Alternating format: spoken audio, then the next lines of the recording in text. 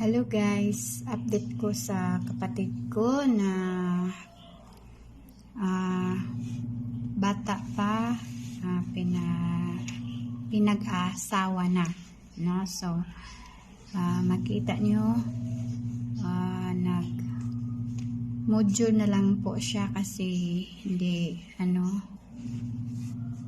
niya kaya kasi magpunta sa school kasi ang anak niya umiiyak ng todo, kaya so naintindihan siya ng teacher niya na mag module na lang po siya. So ayun, ay pakita ko sa inyo yung video niya.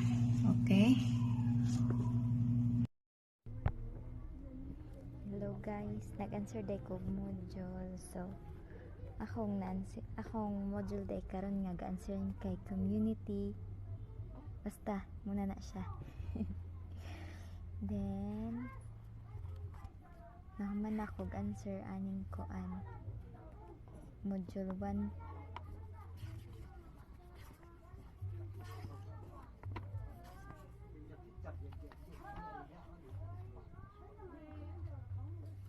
Muni ang module 1 guys nga akong nansiran. Muni siya. Then kadto. Then kana. Then kadto siya dito. Muna siya ang module 2. Tapos mo din siya ang module 3. Module 4, sumpay to niyang na dito nga taskay. O din siya ang module 5. So dagan pa ko nansiran guys. Napakoy nansiran nga kuan module 6.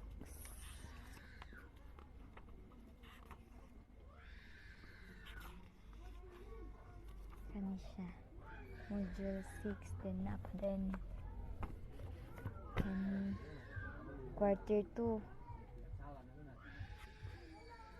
Basta guys, tas pa kay na siya dagan pa din kani dayon dagan pagkapon kani siya nga ansiran. Tas din akong baby nga nag mata man siya. Hey pipi. Ang baby, ang baby ko, ang baby, ang baby, ang baby. Nagmata na siya guys, kay gigutom. Ang baby, ang baby. Ay, isog kay bye. Isog, isog,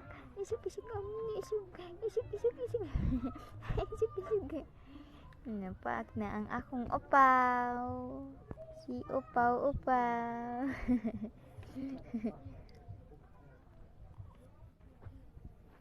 Si upaw.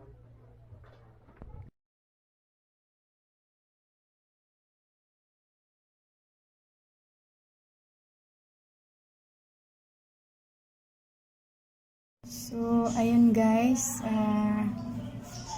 ang buhay ng kapatid ko na maaga nag-asawa. So ang hirap talaga guys pag may anak ka na tapos mag-aaral ka, no? So yun, sabi ko sa kapatid ko na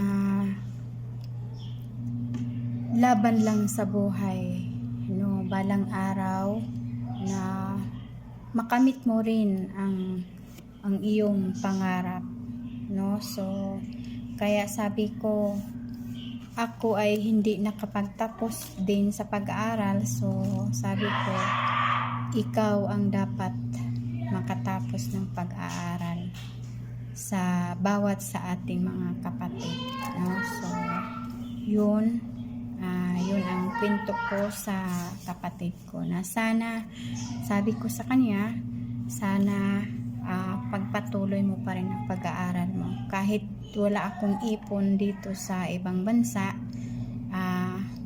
Magsisikap ako para sa iyo at para sa anak ko din na dalawa. So yun, ang kwento ng buhay ng aking kapatid na maagang nag-asawa. So abangan nyo sa update na naman, no? So maraming salamat. God bless everyone. Mabuhay tayong lahat.